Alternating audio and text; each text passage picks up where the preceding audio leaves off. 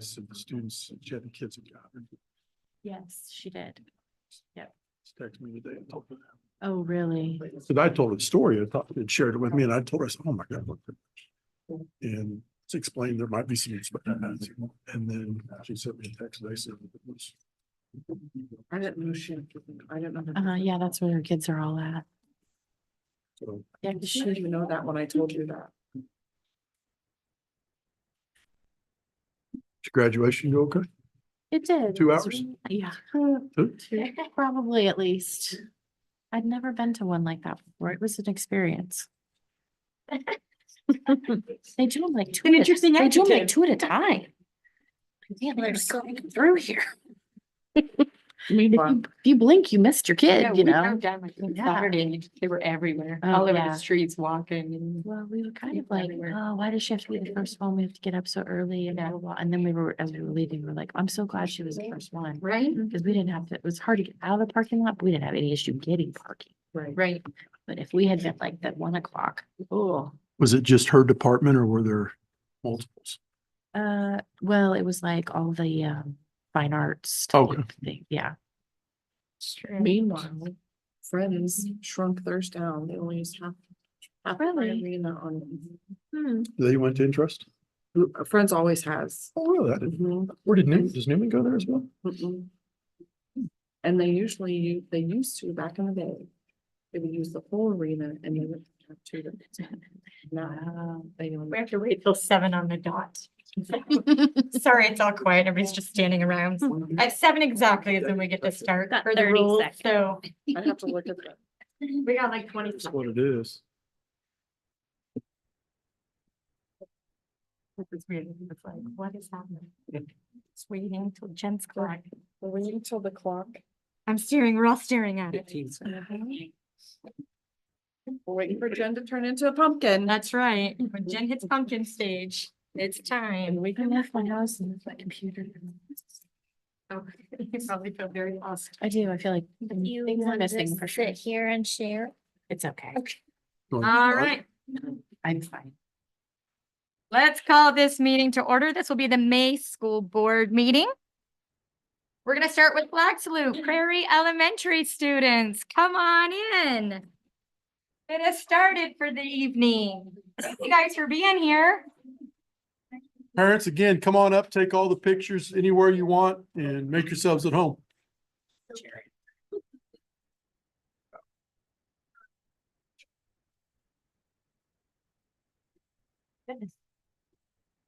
Yep. You guys want to scoot this way, that way I'll get in the way. Come on this way.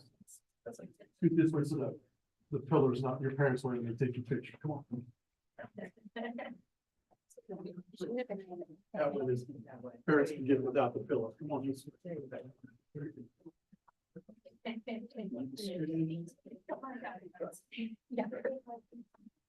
Vance, you want to- come on up if you want. Close up.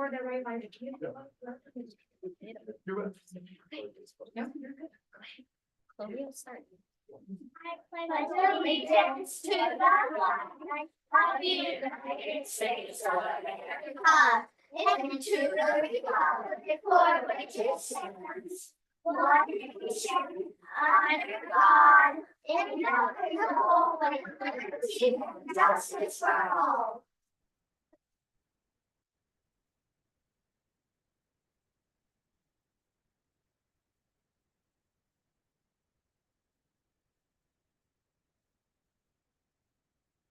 You ever find yourself stuck in the middle of the sea? I'll sail to find you. If you ever find yourself lost in the dark and you can't see, I'll be the light to guide you. We find out what we're making of when we are called to help our friends in need. You can count on me like 1, 2, 3, and I'll be there. And I know when I need it, I can count on you like 4, 3, 2, and you'll be there. 'Cause that's what friends are supposed to do, oh yeah.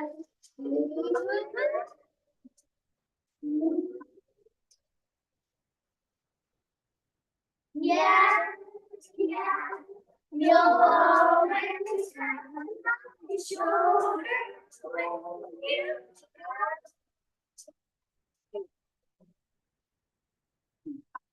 I'll never let go, never say you know you can count on me. 1, 2, 3, and I'll be there.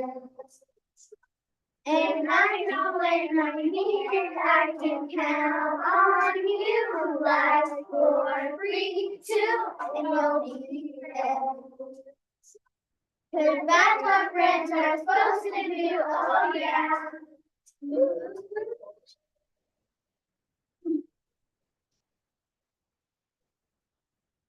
Now because I can count on you.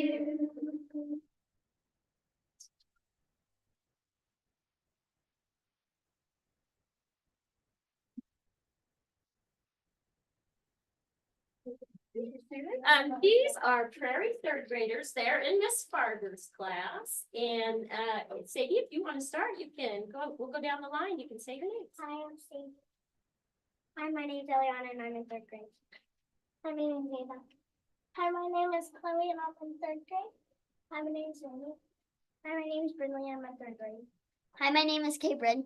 Hi, my name's Amelia and I'm in 3rd grade. Hi, my name is Byron.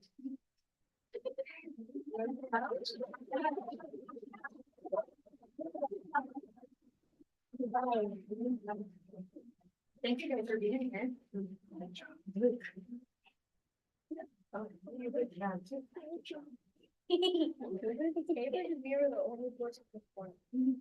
It's true. You guys did a great job. I don't think I could get that. Right. Me and Byron are the only two that resort. Fantastic. Oh, that was scary. I was scared if I was there. Let me grab it. I was like, oh, yeah, that's what I would do. That was wonderful. That was good. That is the best way to start a board meeting. So. Thanks, Bulldogs. Probably really loud in the microphone. Pretty loud voice anyway. Pretty loud. All right, we're going to move on to 1.3 President's announcements. And for the first time ever, I don't think I have an announcement to make, but I do reserve the right for new and good. So I will hold off until then. The 1.4 Superintendent's announcement. Thank you, Jennifer. Before I go into my announcement, I'm going to turn it over to Miss Macias, who can recognize our 2-6 Wonderful recipients tonight. Favorite part of the board meeting every week.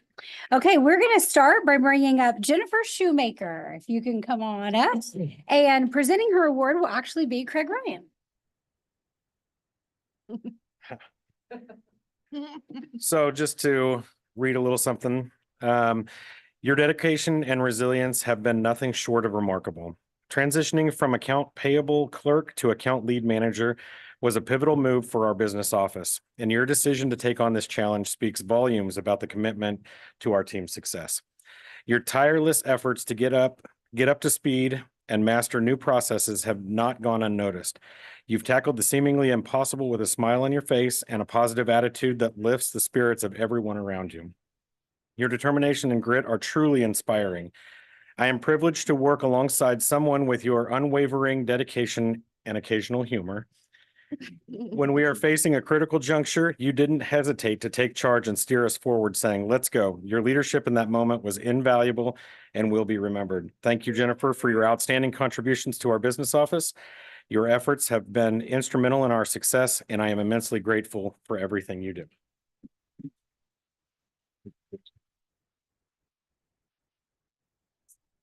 Picture. All right, next up, I'd like to call up Amy Driscoll. And Amy was nominated by two people I asked to join us if they're here, Kathy Schuler and Tristan Cassidy. Okay, Amy, you're stuck with me tonight. Okay. Amy Driscoll is a first grade teacher at Ruth Clark. Her dedication to our youth and their physical fitness is phenomenal.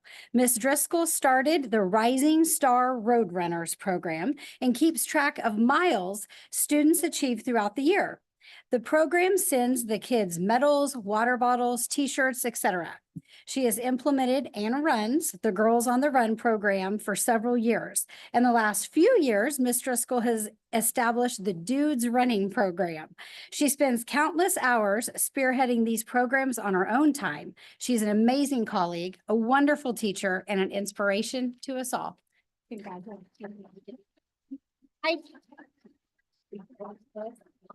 I do have to say, and Carla, would you like to come take a picture with Amy? Yes, you do. I do have to say, I often see Amy's running groups running up and down Meridian, and every single day I see that, I think I should be running with them. But then I just keep driving.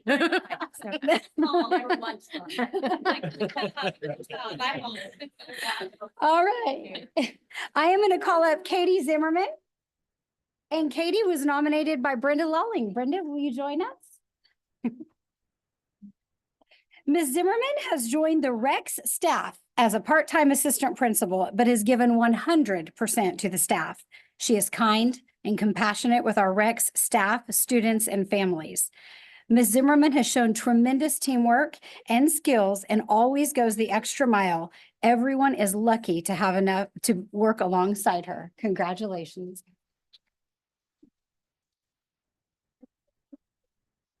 Laura, would you join them for a picture? I don't know if I've seen my last two candidates here. Terry Shirtliff. Oh, yeah. You snuck in. Come on, Terry, come in. And Terry Shirtliff was nominated by Jeremy Winter. Jeremy, come join us. Ms. Shirtliff has been teaching for 42 years, the last 9 years at USD261. She's worked tirelessly to help students learn to communicate at high levels, as well as helping students plan for their future successes. Ms. Shirtliff has a heart for students and a love for her subject area. She will be sorely missed as she moves into her well-earned retirement years. Congratulations.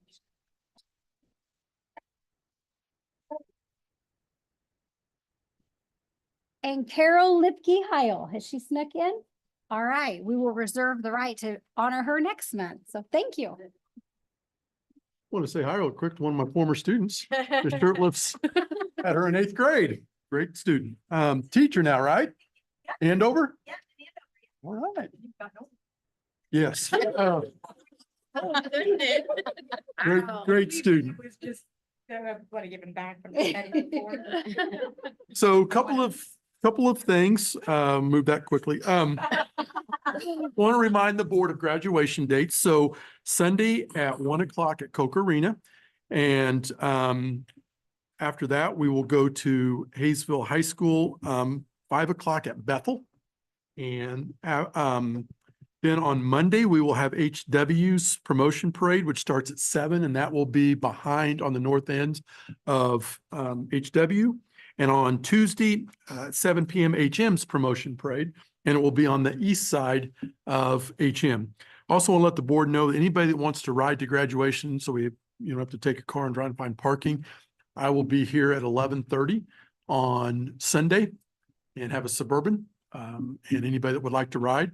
And then we will go to lunch between meetings or between graduations like we did last year. So If I could add board, I have about 200 bottles of Slate Street.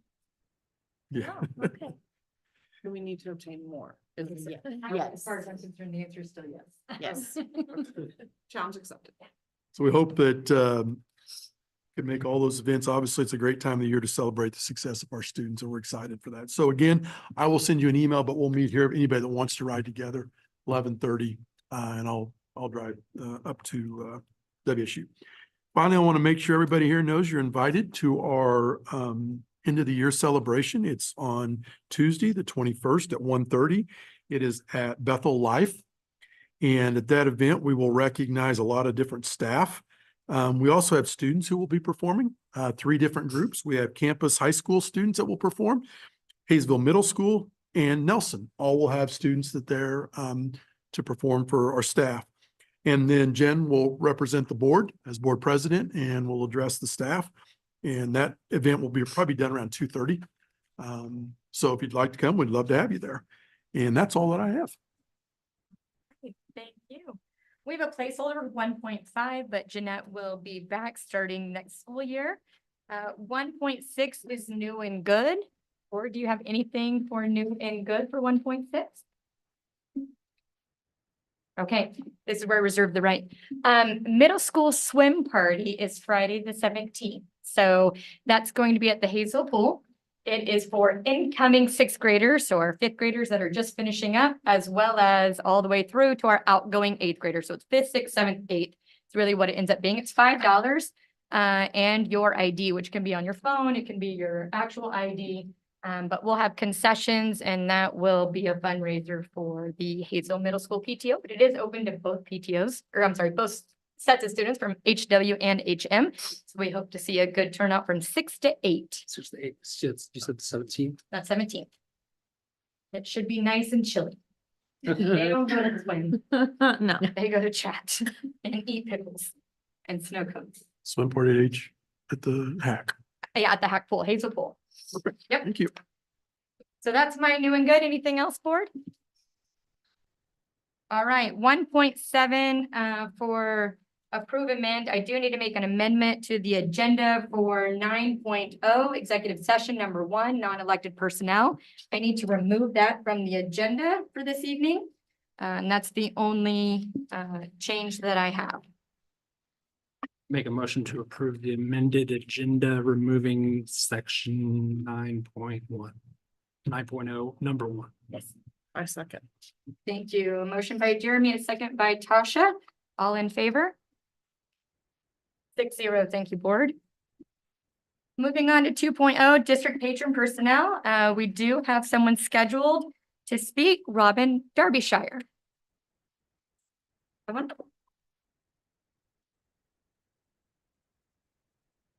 Hi.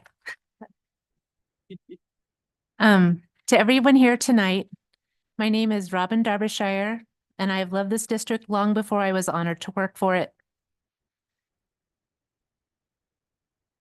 I have been involved with this district so long, it's kind of hard for me to know where to start. I guess some quick background. I graduated from campus in 1990. My husband? Oh, hi. 1985. Larry and I raised our 2 boys here. In fact, thank you. One of my daughters-in-law, over here, was raised right here also. I guess you could say Haysville's been like a second family to us. Haysville has been a big part of my life, and it's where my dreams of reaching and teaching kids began and came true.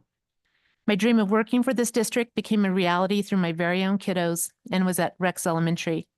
It just so happened they needed a parent volunteer to pop the students' popcorn on Fridays, and as I was slowly getting introduced to my son's school through the PTO, they asked me to do it. I was thrilled and accepted. That led me to being a sub in the lunchroom and on the playground, which in turn landed me a position as a sped para to finish up that school year. That's when it happened. I can tell you the room, the teacher, the student that changed my life forever.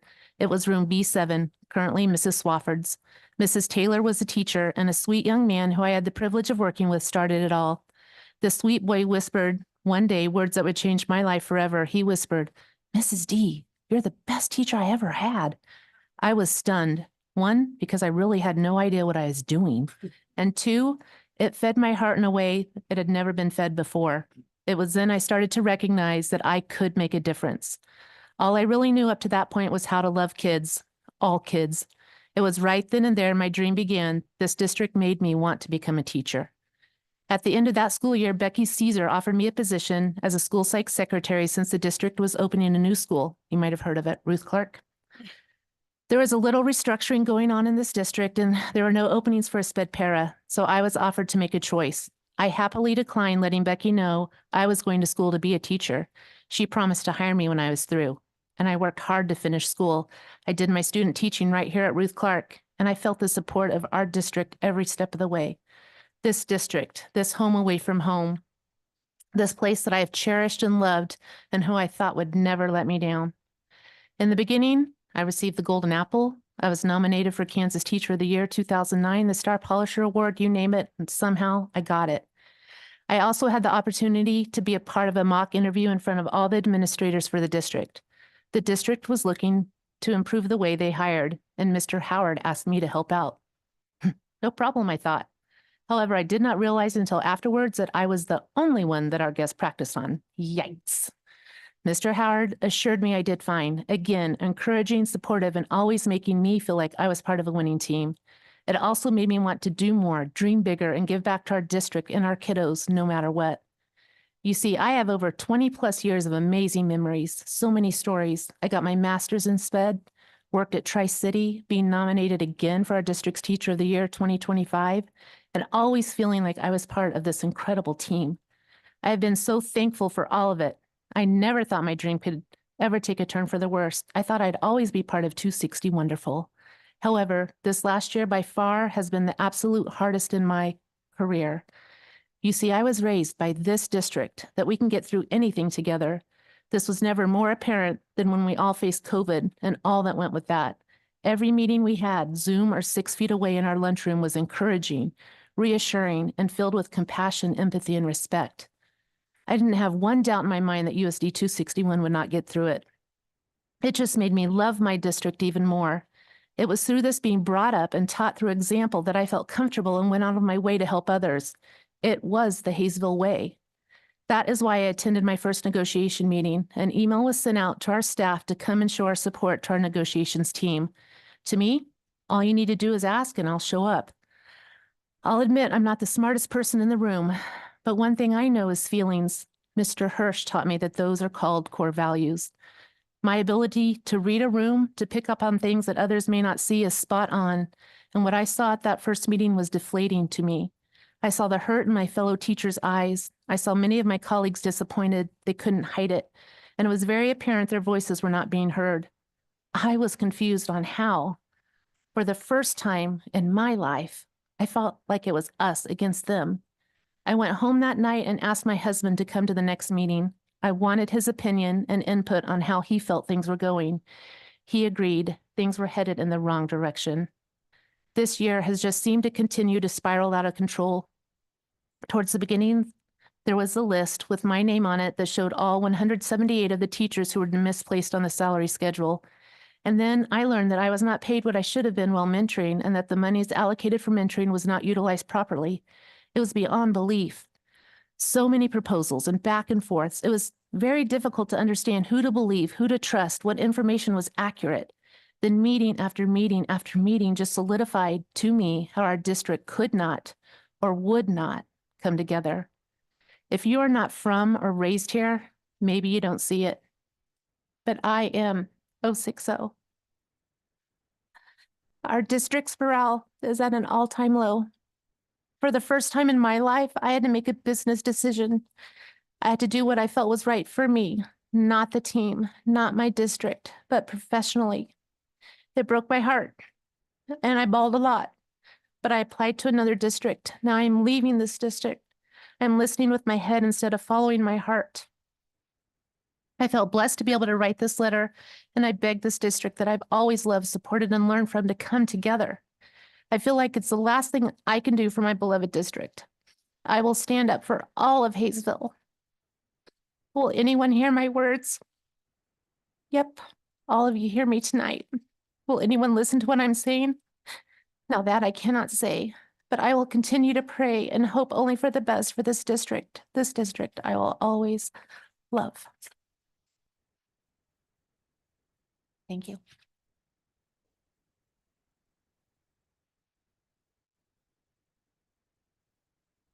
That is the only person that we had on the agenda to speak. Are there anyone else in the audience that would like to speak to the district under 2.2? Okay.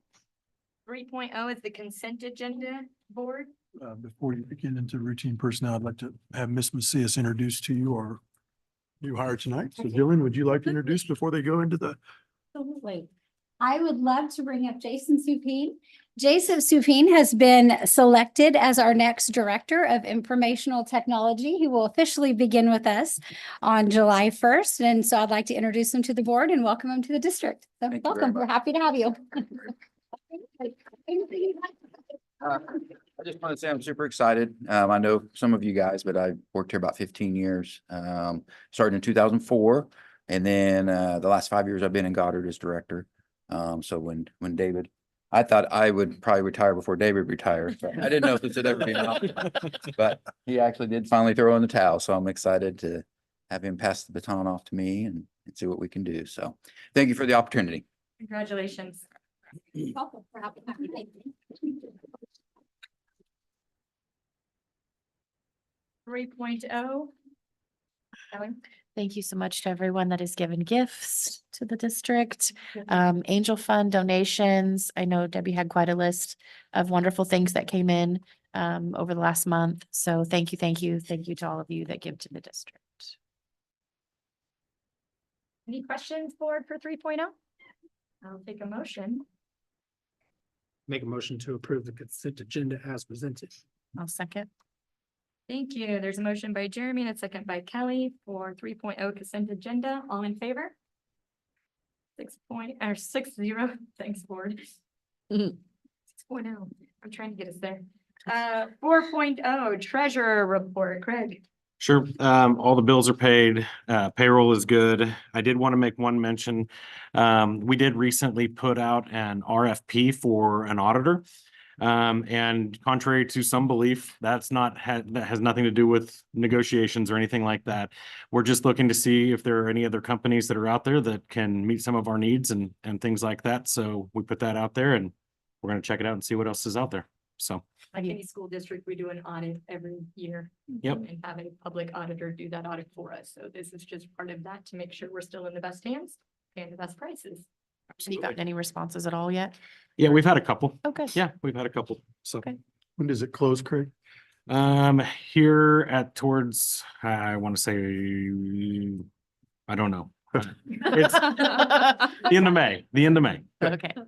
the actual date, I'm not sure. I will make a motion to approve the treasurer's report as presented. Second, Second. Jeremy with the second, Courtney with the motion. Board, all in favor? 6-0. Thank you, board. Move on to 5.0 report, the assistant principal update with Jillian. Yes. Elementary principals, if you'll join me. I have asked the elementary principals to come back and present. They've presented to you once about how assistant principals are going. And so they just have an update to present to you. So I'll turn it over to our elementary principals.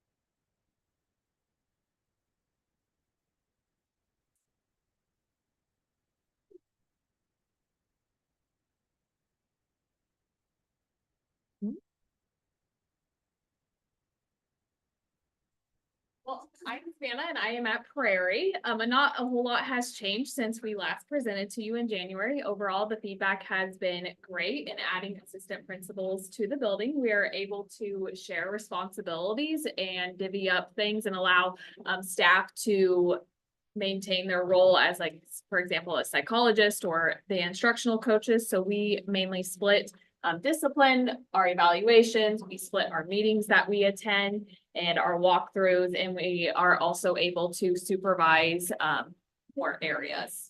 Also, when we are out of the building, we are able to have someone covering the building and being in charge in case of a crisis popping up.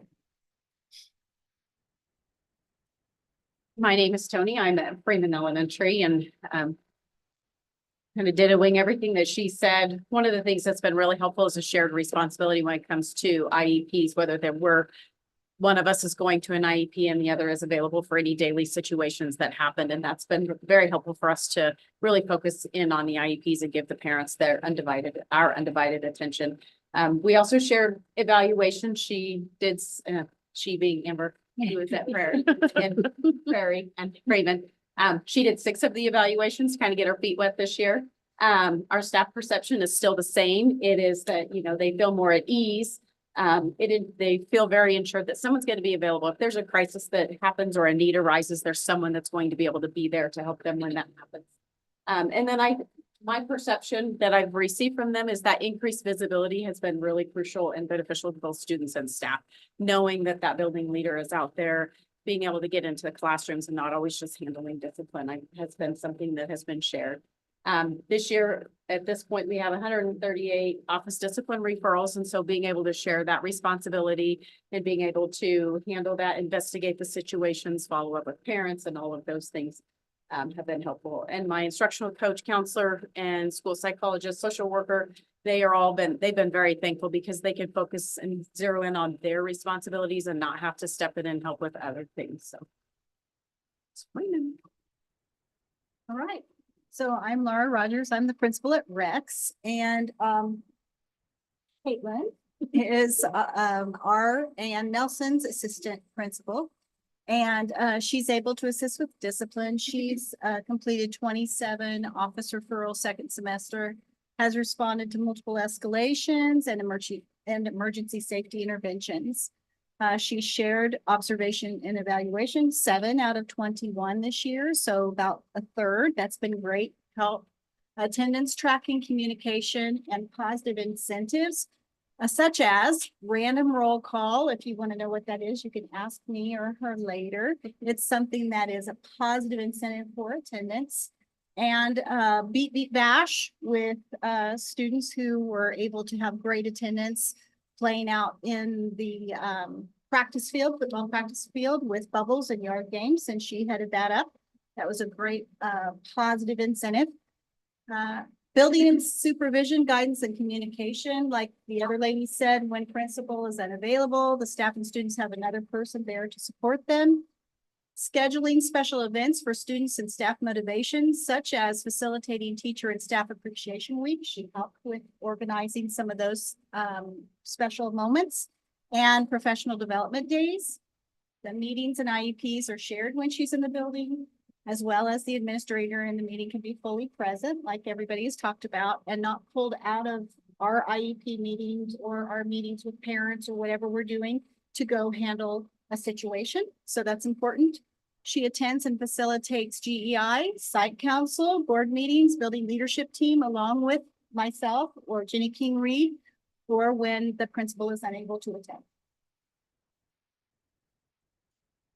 And Jenny King Reed is ill. She's unable to make it tonight, so I'm going to share hers as well.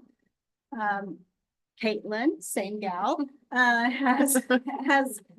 they have shared 142 total office referrals. She hasn't done that by herself. Yeah, shared.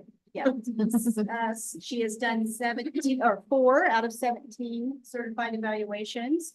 Again, going to IEP and 504 meetings, they have been able to share that.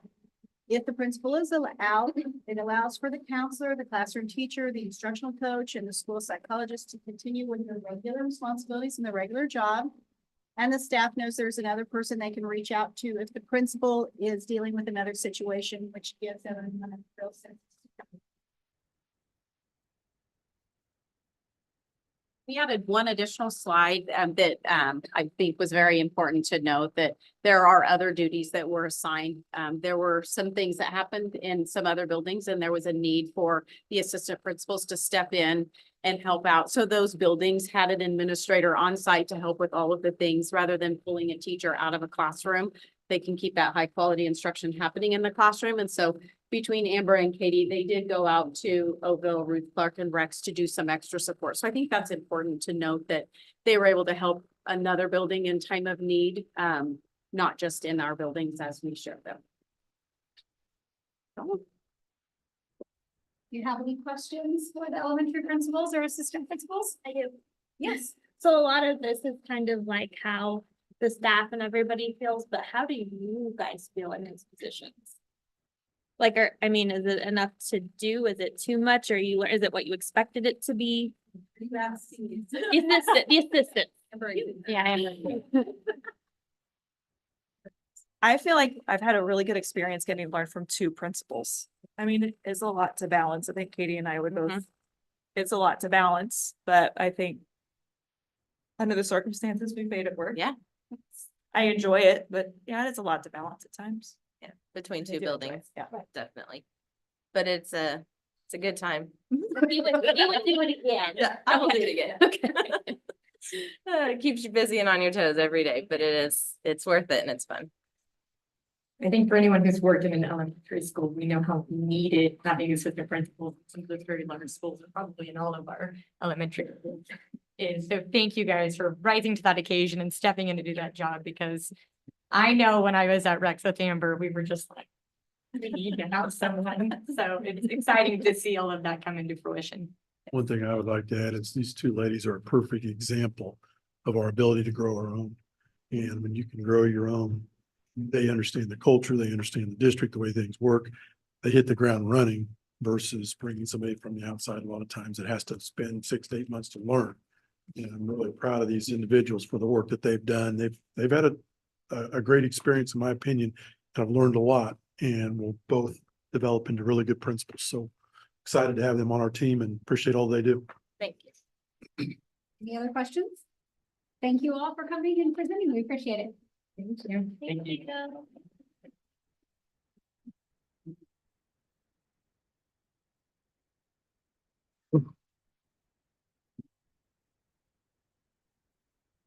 All right, campus high school update.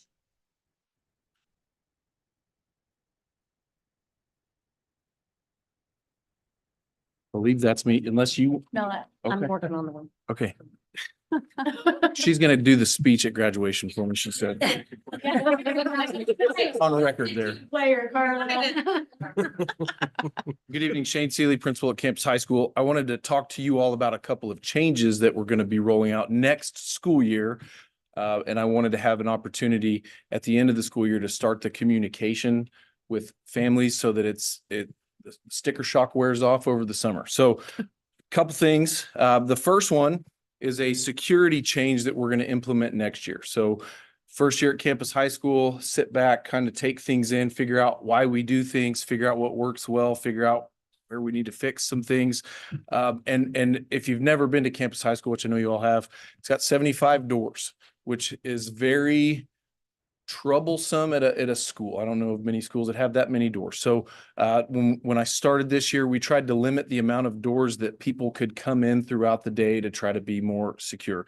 Every door that people come in either has a person in the main office or cameras that we buzz people in. There still have been problems with that throughout the year where I think it's just we're raised to be really nice. So we hold the door open for people and maybe they should be in, maybe they shouldn't. And sometimes people let their friends in when they probably should go around the building. And we've dealt with that more than we probably want to. So just through conversations and talking and how we could make things work and try to do it for as little money as possible. I think you'll appreciate that, right? We've talked and we've decided that next year we're going to move our security staff to a different part of the building just to get them in an area where we don't really have natural adult eyes. So what I mean by that, well, in a classroom during passing periods, teachers can step out, but in campus, there are hallways that don't have classrooms. So unless we send someone there, which we do every day, but sometimes people are gone, there might not be an adult there. So one of the areas that is very heavily trafficked and there isn't a natural set of adult eyes is over by the entrance to the gym, alumni hall area. So next year, with the help of BJ, we've been working on this. Over the summer, we're going to convert the ticket booth into the security office. So that puts adults in that corner of the building the entire time that we're in session. The other thing that does is that is a normal area that kids come in and we buzz them in. And one of the changes we made earlier this year was if you are late to school, you have to walk around. But if you have a pass, like if you're at a doctor's office and you can show your pass to the window, or you have a guest student pass, we'll buzz you in. that was a normal door they would buzz in. Now there will be an adult there, so we can let students in there. I feel confident, not just, right now, dozens of kids sometimes on any given morning are late. We make them walk around. Next year, we can buzz them in right there, and we'll have a security person that they'll buzz in a door, they'll check in at the security office, and then they'll go to class. We're working on, it's a little confusing, but Dr. Fulton assures me that Power School's got a way that we can scan them in at the security office. And if they're late, they'll be counted as tardy, and it'll take some work off of some of the attendance secretaries. So I brought this up at the site council meeting, and we started brainstorming, and an idea came up there because that helps on our east lot, which is where the athletics are, and it's typically called the junior lot. Everybody knows what I'm talking about. But it doesn't help us on the west side, which is typically called the senior lot, because we have a lot of seniors, and there are non-seniors that park there as well, that come in throughout the day, and seniors on partial schedules leave. And, as you're crossing paths, someone's holding the door open for someone that may or may not be able to come in that door. They probably sometimes are late and should walk around, but they don't. So we talked, and this is going to be the big part. This is why I'm talking to you all. We're going to move senior parking. So we're going to have all of the students park in the east lot next year. We have counted throughout the year. There are lots of spaces available on any given day right now, especially at the end of the year, hundreds of spaces in the east lot. So what we're going to do, seniors are going to move to that lot.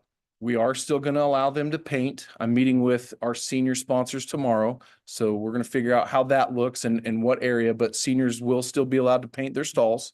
Staff will still be allowed to paint their stalls. It'll just be in a different lot. The benefit, the security benefit is that 100% of the students should park on that side. So only students should be coming in the east side of the building by Alumni Hall. If students are coming in E Hall, they're probably parking where they shouldn't be. And so it'll cut down on a lot of that just random people coming in and out throughout the day. The other benefit, kind of a side one, over the years with painted stalls, some of the athletes haven't been able to do that because they don't park in the senior lot when they're seniors. They park on the east side. So they'll be given that opportunity next year as well.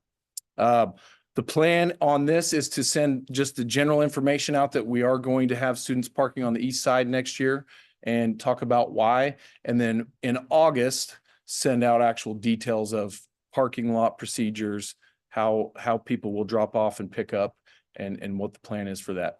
After my meeting tomorrow with the senior sponsors, we'll send out information on painting and all that other stuff like we do every year.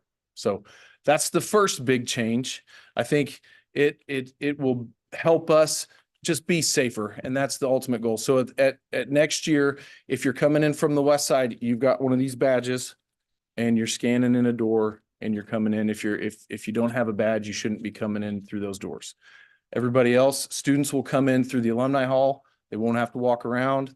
They can if they want to, but they won't have to. And then visitors, adults, everybody else will come in through the main entrance like normal.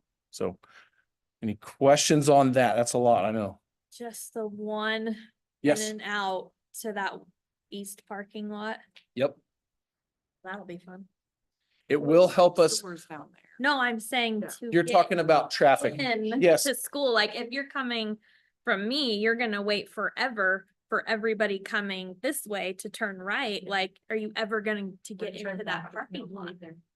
Well, and we need to think about only allowing them to turn right out there. Yeah, and we've had some talks. One of the things I've visited with Justin Bloomer about buses and how they get out. I think 2 years ago, there might have been 2 accidents because of the west lot, and students speeding out of there. I think there was a couple of incidents there, but it's all part of the plan. At my previous job came up with a pretty comprehensive traffic plan for just the morning and afternoon to help smooth the flow.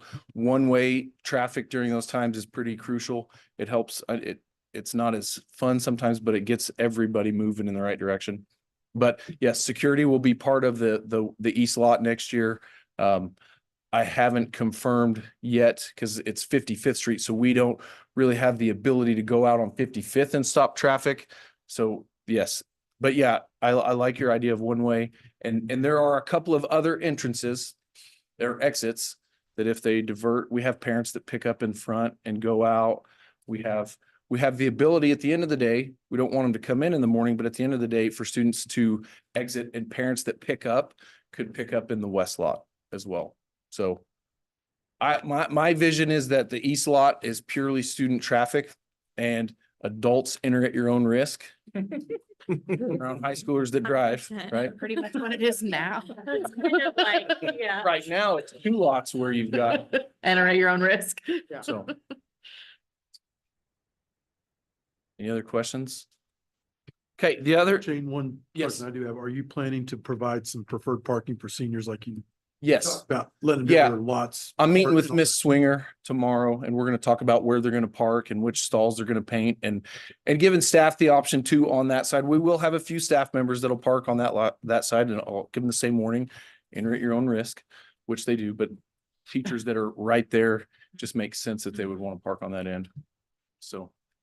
The other thing is retained students. So this was one all year people asked me, why do we do that? And I couldn't come up with an answer. And what do I mean by retained students? So you've probably heard 9R, right? The R stands for retained. So a student at Campus High School who doesn't earn enough credits in a year, we don't move them on the next year. We retain them.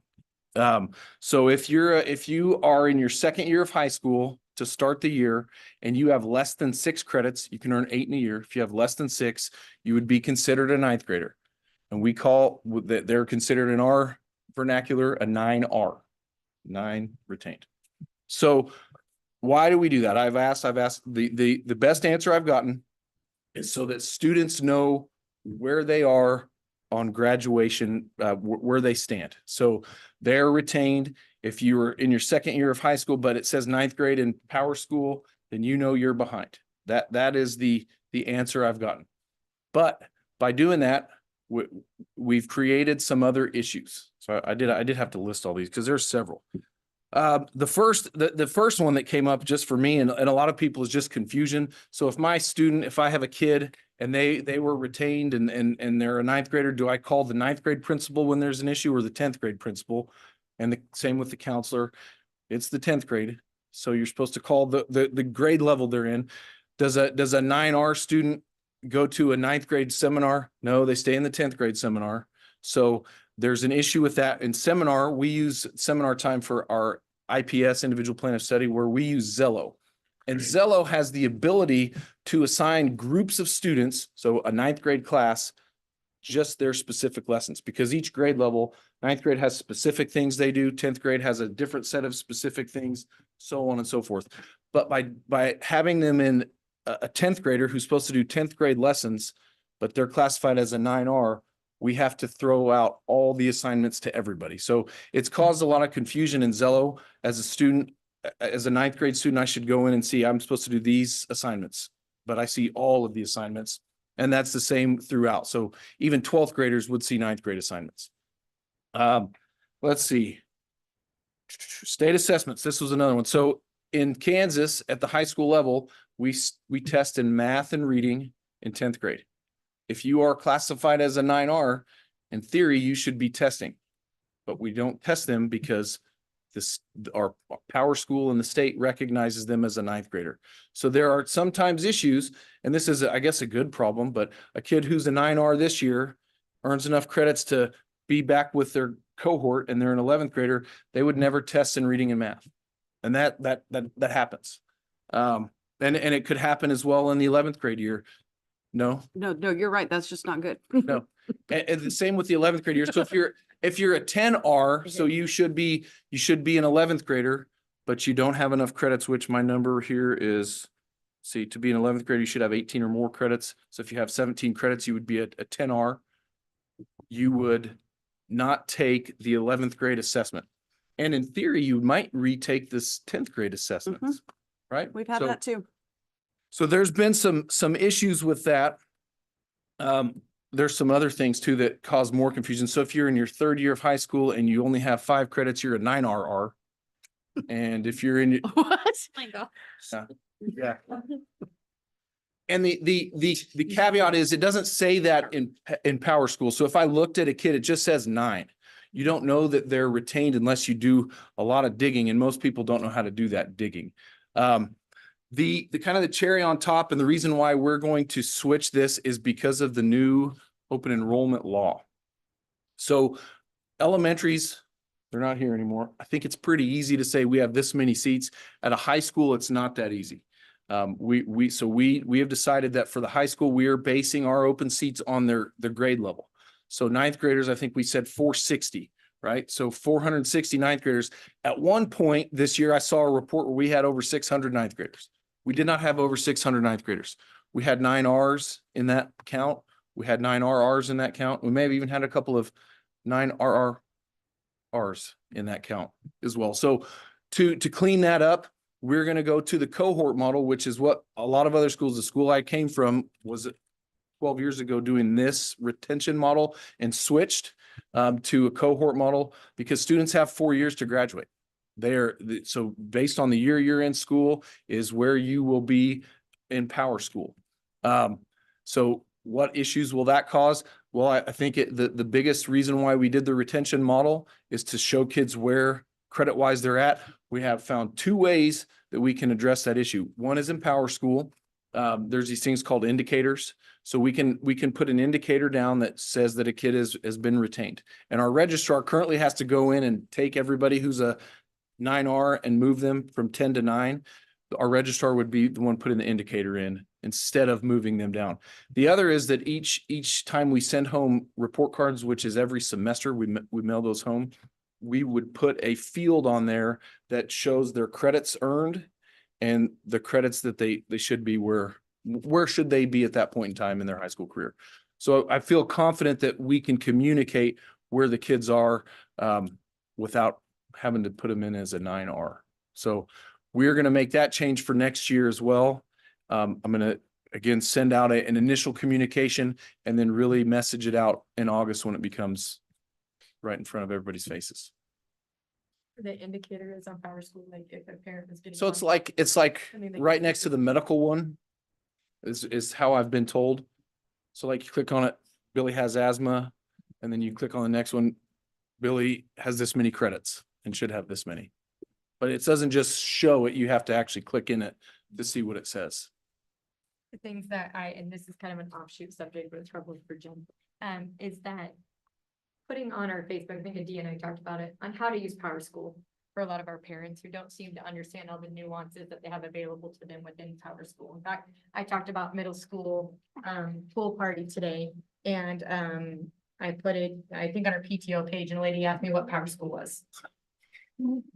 That's with assuming either a 5th grader or a middle schooler at some point. So making sure that within our just our website, as we're talking about some of our how to do my school bags, how to do Power School, how to do some of these things that we can communicate better to parents, because when we do nuances, not that it's any better doing a 9R, because it's not, I get that.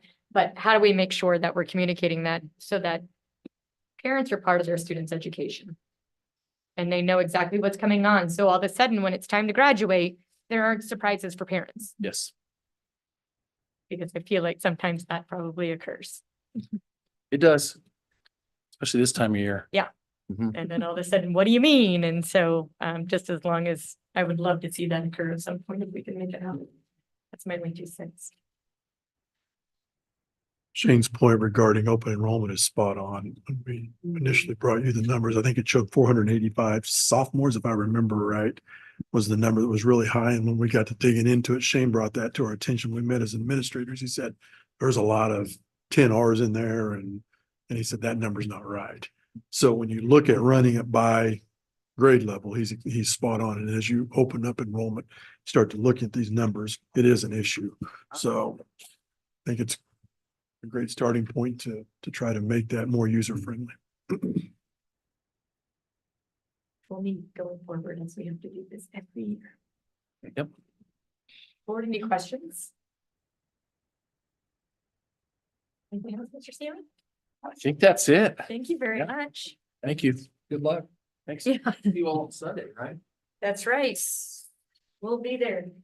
At the garden. With my home draft. I'll be in the draft. That works too. It's the comment of my. It's maybe You know, it's a drab. robe thing. Yeah, it's what it sounds like. Drab. All right, Miss Reed, Queen Reed, we're on 6.3. Oh, no, we're not. Sorry, we're on 5 point. What would be 3? We build it better. I really want to get to 6. I'm very excited about action items tonight, apparently. We'll get there. As we're continuing to look at how we can better support the new graduation requirements and build stronger career and technical education pathways at the high school, we have been offered an opportunity from Spirit Aerosystems. They met with us about a month ago at the middle schools and said that they had it wasn't necessarily a grant, but they had come across some money for some We Build It Better curriculum materials. Fortunately, Cassara Cotton, who's the assistant principal at HW, and Krista Watson, who's the curriculum assessment coordinator, and myself went to a K-8 CTE meeting just about a week before and learned about We Build It Better, which is kind of an introductory curriculum for the manufacturing pathway, which we do not have currently at the middle school level. And so there's really nothing feeding that into the high school. And I'll be honest with you, I received the email from Spirit at first and I was like, we don't have time for this, push it away. And then after we went to the K-8 CTE meeting, Cassara's like, hey, have you seen this email? And I'm like, all right, go ahead and set it up. So we went and set up this meeting with Spirit and they let us look at the curriculum for We Build It Better, which is, it's just amazing. It really gets kids into handling tools in the manufacturing industry. And so, but it is pricey to start up. And Spirit said, well, we have enough to give you guys a full snap-on toolbox for, and it's a rolling tool cart, so it's about this size, filled with snap-on tools for each building, for HW and HM. They said they had 2 left, and I'm kind of competitive, so I'm like, oh, well, you only have 2 left, and it was first come, first serve. So that piqued my interest. In addition to the toolbox, there's some consumable materials that would need to be refilled each class, which cost about $2,500. They gave us a refill. And then they said that they would pay for our teachers to be trained in the We Build It Better curriculum, which is very pricey as well. But they're having a training this summer in July at, I believe, Truesdale Middle School.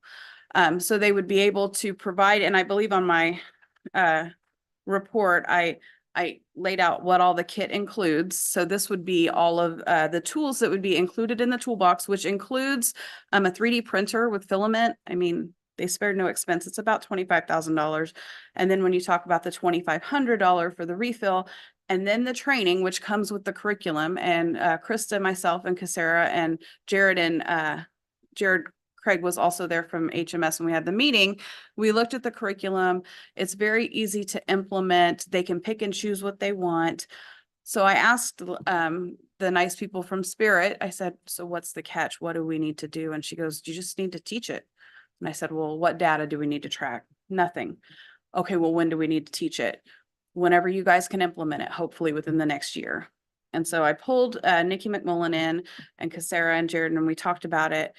And they both said, we can make this work in our buildings. It's what's best for kids. The excitement would be there. This is a track that we haven't explored in middle school. So right now at middle school, you know, the elective options are kind of, you have the computers or keyboarding track, you have foreign language, you have an art class, and you have your fine arts, your band and orchestra, and then PE. But for kids that really want to work with their hands or do shop, we used to have shop when I was in school, and that's not available anymore. And this is an easy way to maybe start that implementation process. So I'll tell you now that HW is looking at taking one of or a few of their tier 1 science classes and making those class sizes a little bigger in tier 1, the majority of them. And then they'll open up 1 or 2 sections, and they're going to have 2 of their science teachers go get trained in July. HMS says we can't do that with our tier 1 right now. We just have a lot more kids. So he's looking at it from an elective standpoint. He's going to make an elective a little bit larger. And right now he's sending a PE teacher.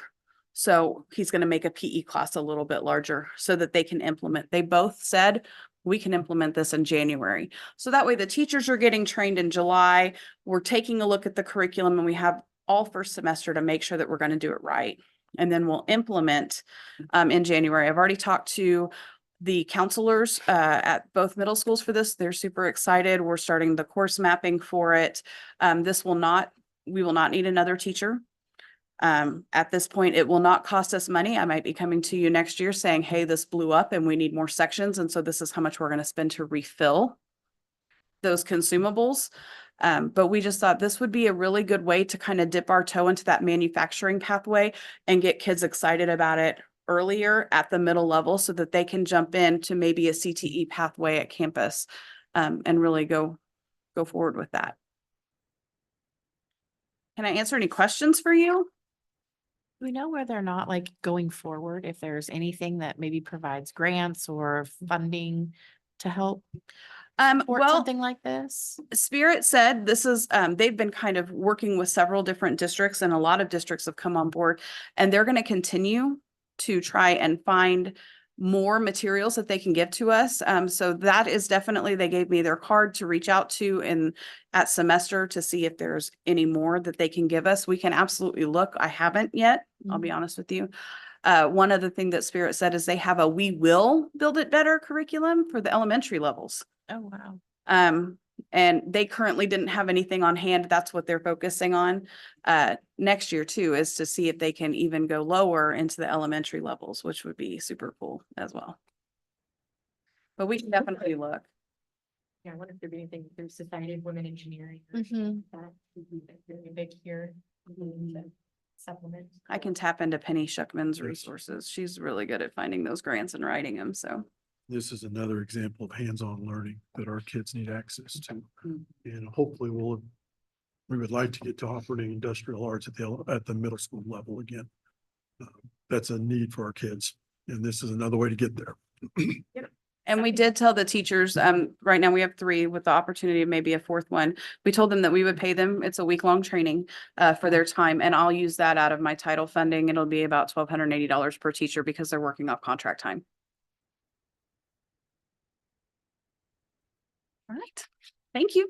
Thank you. It's finally Hey, it's my 6:40. time. We finally made it to 6:00. All right, board, I'm super excited about action items. 6.1, Algebra 1 credit for 8th graders. I'm back. I am. I did reach out to the 8th grade parents of the Algebra 1 students. There's 53 of them. I sent them several emails, and they could fill out a Google form, or I was going to hold a Zoom meeting for them, which nobody showed to the Zoom meeting. It was just me and Walter Zemanek, and we had a nice chat. I'm assuming to take that as I explained it so well in my video and email that there was no other questions. Right now we have half of the parents have responded, 26 of them have responded, 25 of them have said yes, and 1 has said no. So on Friday, I sent home physical permission slips with the 2 algebra teachers at each middle school, and those are going home this week. And then they'll return them to me. So I sent home just permission slips for those that we haven't received anything yet, because maybe they haven't checked their email or seen it. 50%, that's a good response, I feel like. I'm always happy with any response. So yes. 50% is pretty high. Have you called them directly? No, but both Algebra 1 teachers said that if they didn't get permission slips back by this week, they would call. Good. They volunteered that. They think it's great. I've been volunteer, but I would do a phone bank for you if you want. Okay, algebra teachers will take care of it. So you just need us to approve that they would get the credit. Correct. Moving forward, correct? Moving forward, yes. Yes, this point forward, every student has that opportunity in 8th grade to earn credit. And it would be, they would have to pass the class with a 60% or better. And they would also need to have teacher approval. The 8th grade Algebra 1 teachers, they can kind of gauge if they think that the student is going to be successful or not. So we encourage those teachers to talk to the parent and say, you know, we really think that Johnny needs to take an Algebra 1 again freshman year. So then they wouldn't receive that credit. If it was like, if they got like a 61 or a 62, you know, we still want to make sure that they're successful in math. But when I pulled the 53 students, there was less than a handful that have less than a C in Algebra 1 right now in 8th grade.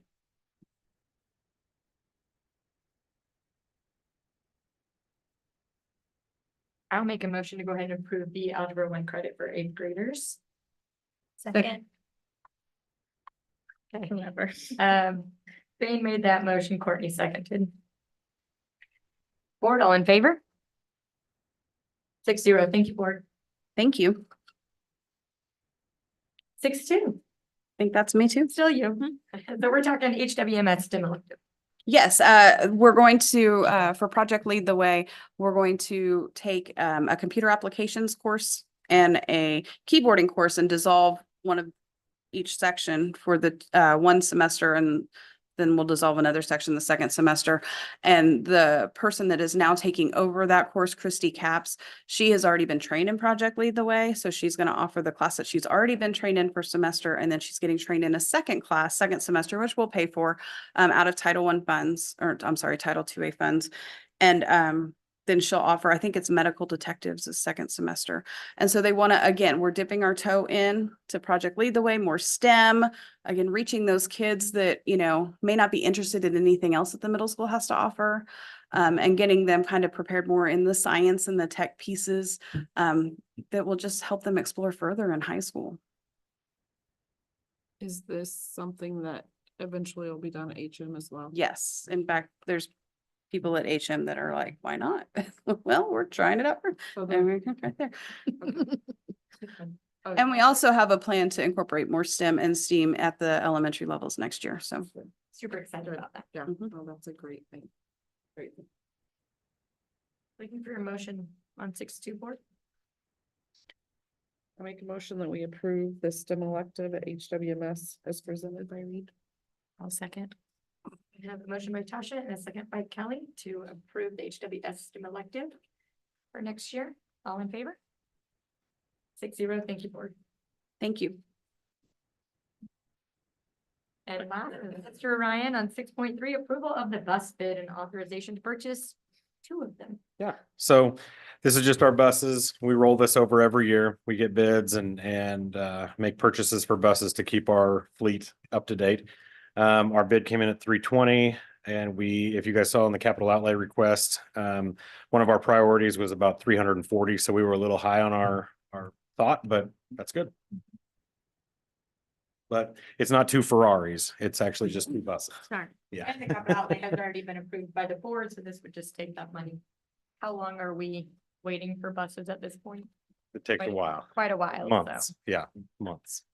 So, feels like it's been a year. yeah, Did we ever get the other 2? We haven't got the other 2. not yet. Oh, So- man. So Yeah.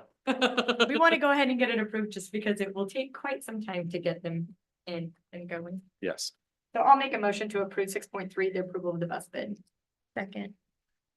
Approval, motion by Jennifer and a second by Courtney to approve 6.3 as presented. Board, all in favor? 6-0. Thank you, board.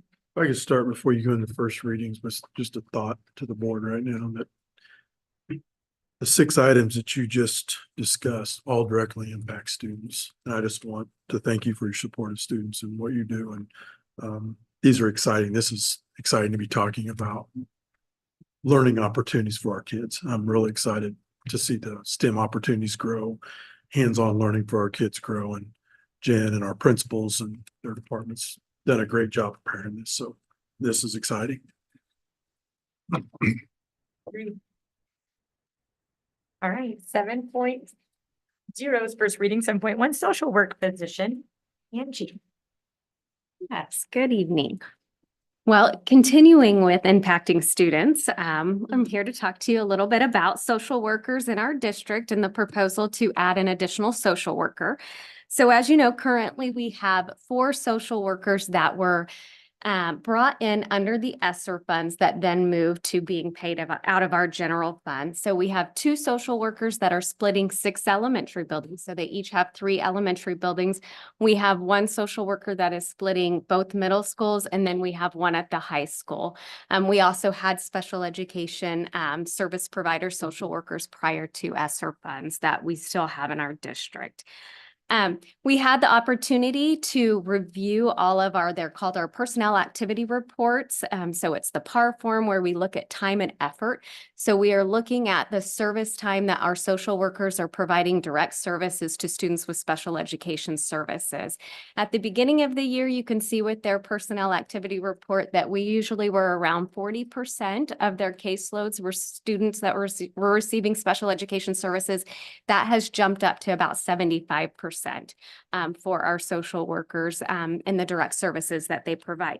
So when we look at those PAR forms and that time and effort, we are able to bring that information onto our personnel report for special education categorical reimbursement. Typically, that reimbursement is around for a full FTE, so what we would call a 1.0, is usually around somewhere around the ballpark of 30,000. It really depends on our number of personnel that we are submitting to the state, transportation costs, and so on, catastrophic aid, before we know what that full cost is, but it's usually around 30,000. I think this year it's 30,800.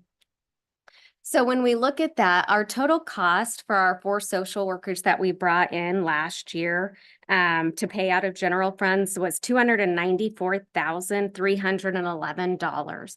That is not counting what we will submit on our personnel activity report for special education categorical reimbursement this year.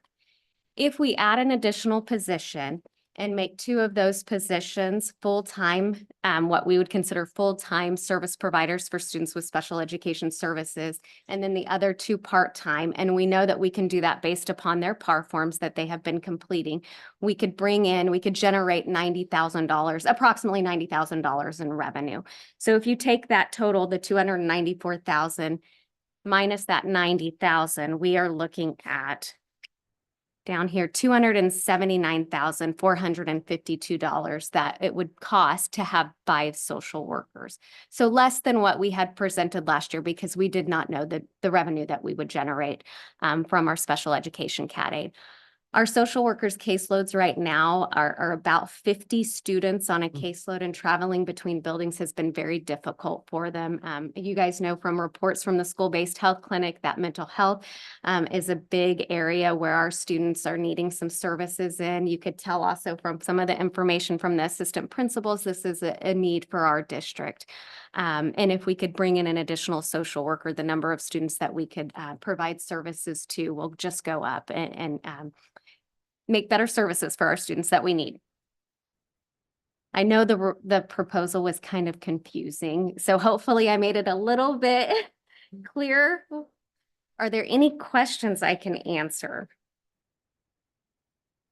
It seems to be something that everybody agrees upon, is that what we need in our buildings are social workers to help our students. So that seems to be something that everybody agrees on, which is good. It is. It is. We definitely need that support for our students. How challenging is it to fill these positions? It depends. It can be pretty challenging. I would say social workers are easier to find than like speech language therapists. So, but it depends. Okay. I think we have a couple of individual social workers that know some social workers outside of the district that might be interested if approved. So I think we could potentially have a couple of applicants. Okay, good. We usually have it when the position's posted, I would say we typically see about 3 to 7 applications. Any other questions, board? Okay, thank you.